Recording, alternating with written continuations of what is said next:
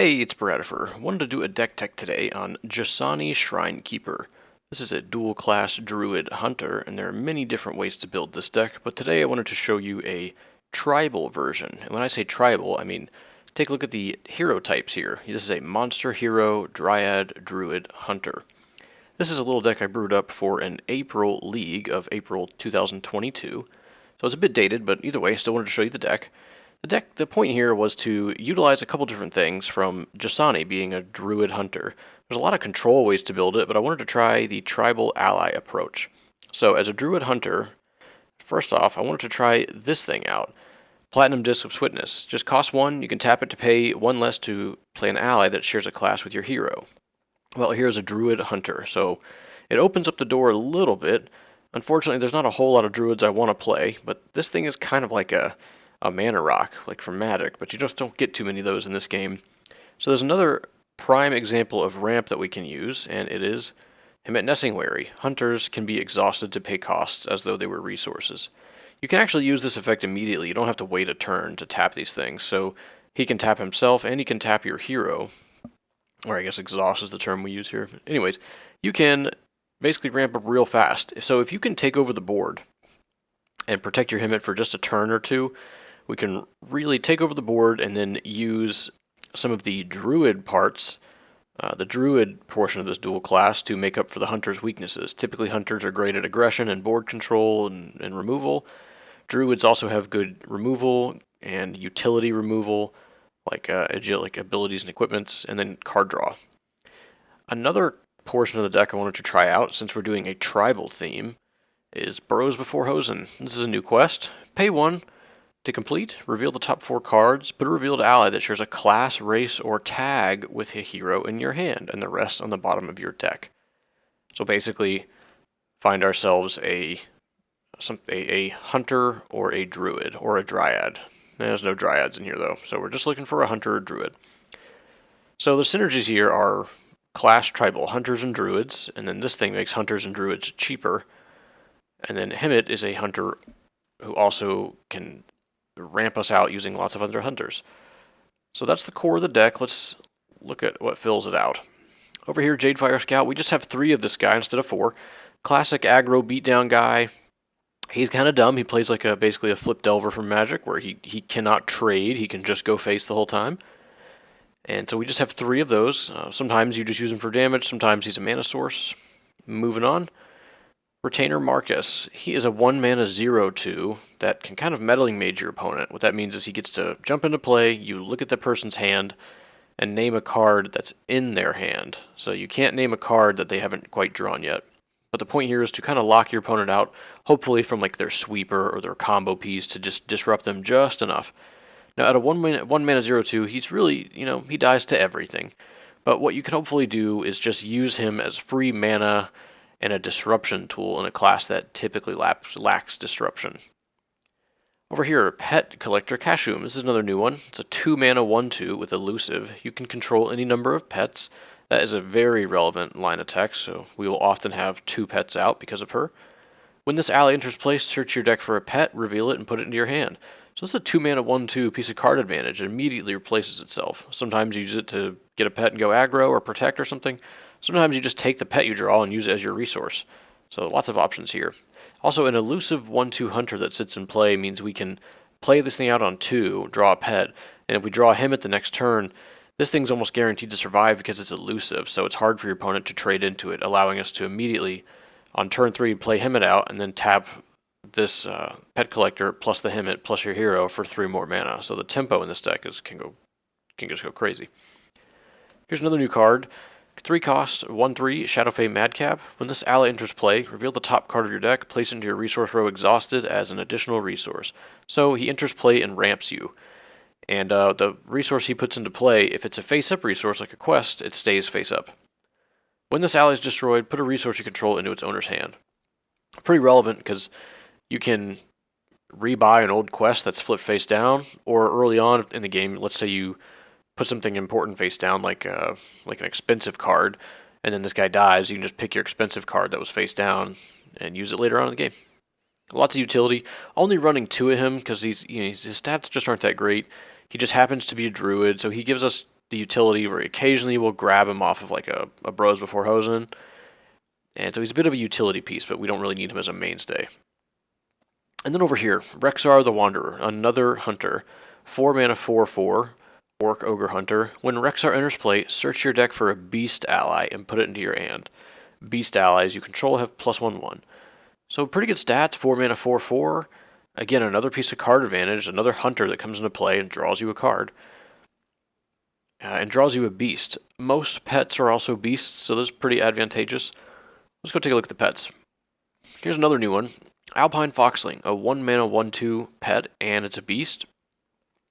It's really interesting. It has a hunter power and a druid power. So Jasani being both a druid and hunter means this thing is totally nuts. It has Assault 1, Ferocity, and then Mend 1 and +1 health. So on your turn, this is a 1 mana 2/3 Ferocity that heals 1 at the start of your turn with the Mend trigger. Which you can heal yourself back up, or it can trade and then slowly heal itself back up, or just kind of heal your hero. You get a lot of tempo generated off this too. So Pet Collector can come into play, and then immediately, if you have a Hemet out, you can tap the Pet Collector sideways to go cast the Alpine Foxling. And that's 2 damage your opponent may not be expecting, which could be a critical trade. Maybe it trades into something that's about to threaten your Retainer Marcus next turn. Just lots of tempo, and on turn 1, it's just immediately you begin the beatdowns for 2 damage turn. Also, it gets pumped by Rexxar because it's a beast. So with Rexxar out, this is a 1 mana 3/4 Ferocity, Min 1. A lot of text going on there. Fang, quite possibly the best hunter pet ever printed. We're only running 1 in this deck, even though, again, probably the best pet. You could just straight go 4 on it, but I wanted to try this out because it was a fun league. He's a 2 mana 2/4 with a protector, so very relevant defensive text. Allies you control have Assault 1, so he gives your whole board Assault 1. Namely, if you have all these cheap hunters out, like this 3/2, this 0/2, and a 1/2, well then suddenly they can all hit for +1, so he's a force multiplier.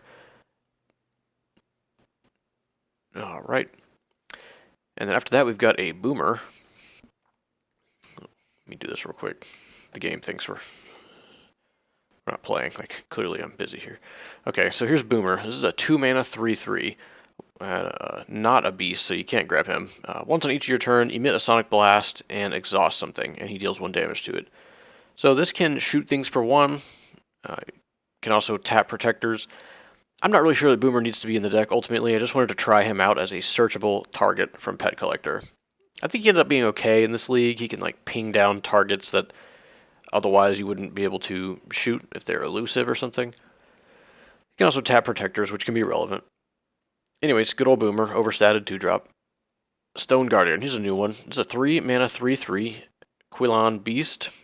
Monster hero required. At the end of your turn, choose one of the following: Elusive, Protector, Sentinel, or Spell Shield. This ally has the chosen keyword until it leaves play. So every turn that he survives, he gets another keyword. So you just choose whatever you need in that matchup. If you're getting beat down, you can go Protector.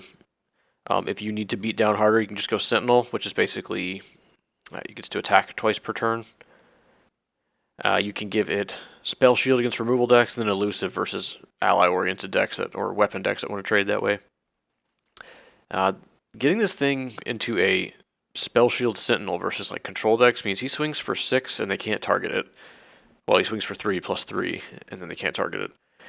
Notably, this card is not a pet, it's just a beast, and so there's only 1 in the deck because Rexxar can go find him, and he gives it +1/1, so that means he can be a 4/4 that can swing twice per turn, especially if they can't target it. Like, this game ends really fast when this card sits in play for a couple turns. Alright, and then this is the last of the pets. Let me reorder that. Spectral Kitten. No, there's no big fancy mounts here with this one. This is just the little version you can see there, playing with ball yarn. Again, an overstated ally, a 3 mana 4/4 pet. It's not a beast, so you can only find it with Pet Collector.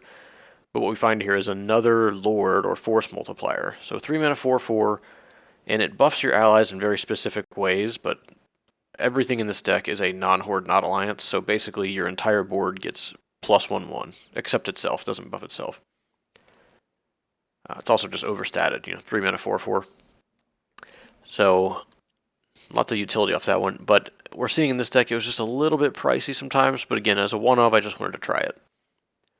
We've also got one Ulthok. So he gets to basically slaughter games to your opponent, where he jumps into play and can rip something important out of their deck. Our deck is mainly kind of going more aggressive, so I threw one of these main deck just to sometimes draw it. We don't really have any way to reduce the cost with our card here. We also can't find it off Bros for Hozen, so it's just a one-of, and we have 2 more in the sideboard for those control or combo matches. And then another new card here, Yu'lon, a 7 mana 7/7, and Yu'lon is a beast, so you can find him with Rexxar. So you're starting to notice the almost legacy level of card selection. When I say legacy, I'm referring to Magic, but you start to notice these cards, the card selection off of, like, how often can you get a Bros before Hozen? And then that can find you the Rexxar, and then the Rexxar can find you the Yu'lon, or it can find you the Stone Guardian. There's a lot going on there. And then Madcap can get you your Bros back, and you can cast Bros again, and Bros is pretty cheap.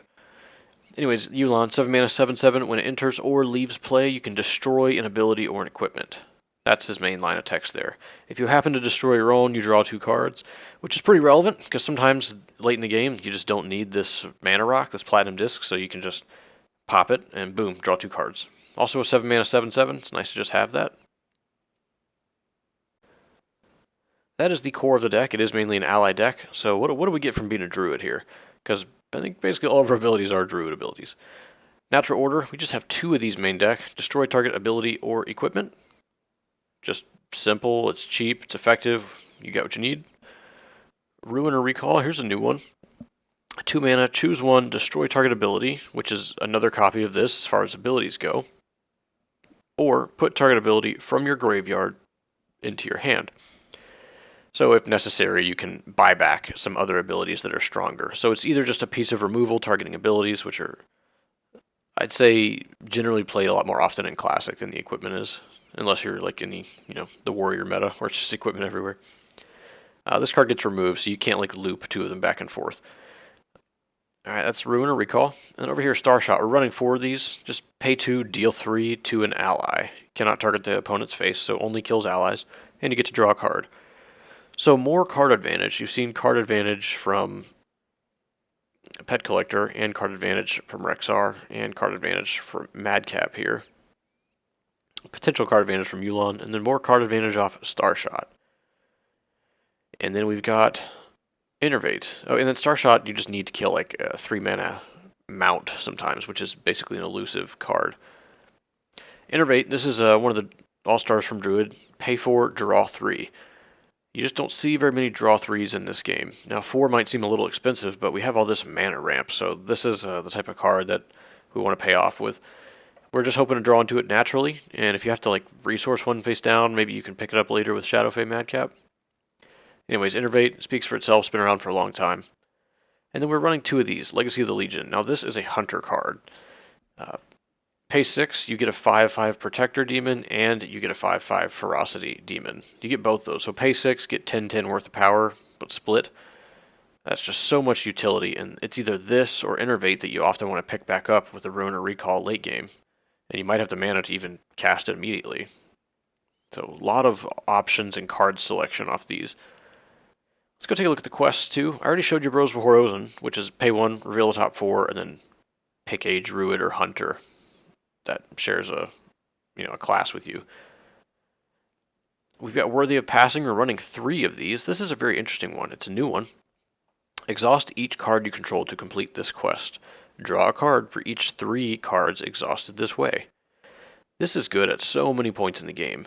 You could even use it early on. Let's say you just play, like, let's say it's turn 2. You play out a 1-drop, and you still have 1 mana left over. Well, you can use Worthy of Passing to exhaust one of your quests, and the 1-drop that you just played, and your hero as the 3rd card. And so just like that, it was pay 1, draw a card, which is a great rate. Later on in the game, you can use it as a way to tap kind of your useless allies. Like sometimes these 0/2s aren't doing anything. Sometimes you haven't quite used your hero. Maybe they killed your Hemet, so you just have some hunters left over that aren't very good, like these 1/2s, these 0/2s. Sometimes you have these discs left over that didn't have anything to cast that turn. So this might be a, you're only paying really 2 or 3 mana, but you're also tapping your hero and all these extra permanents. So this might be a draw 2, occasionally a draw 3. I've seen this card draw very many cards, and it's basically you can fit it into the curve anywhere along the lines.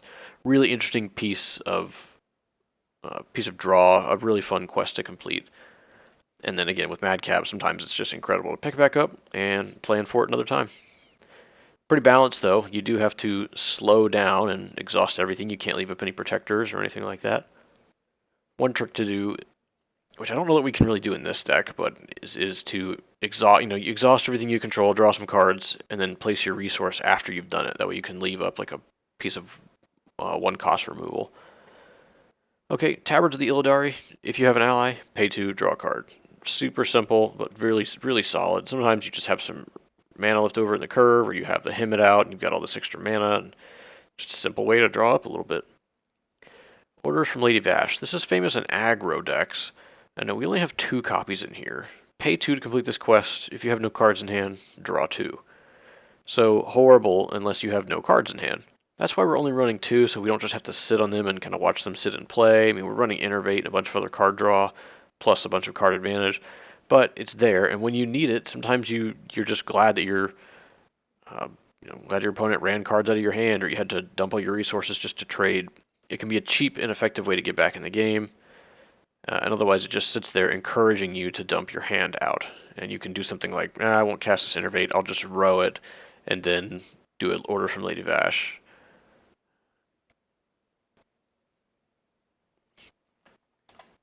Like, I'll just row it and do an orders from Lady Vashj, and then you can do something else with the other 2 mana you might have that turn. Last but not least, we were running a single Signed in Blood. Just turn down target opposing resources. Good against random locations. It might be good against you. There's some powerful quests that have some card draw, and sometimes this just shuts it down. It's good to just have one of these in the deck. We'll just see how useful it ends up being. Just a little utility card main deck. Let's go take a look at the sideboard and here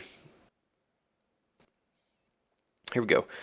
We have a singleton, the Scourge of Lordaeron. Pay 1, remove all cards in target player's graveyard from the game. So with only 10 cards in a sideboard, this format is really prone to linear strategies, finding a way to peek in. Like, heck, we're basically a go wide aggro deck, and hoping our opponents don't have too many sweepers. So this is a single piece of graveyard removal, and I was just hoping in the league I wouldn't run into too much of it. But here it is. Natural Repossession. Here's 2 of these. This is a card advantage version of Natural Order. This is pay 2, destroy 1 thing. This is pay 3, destroy an ability and an equipment.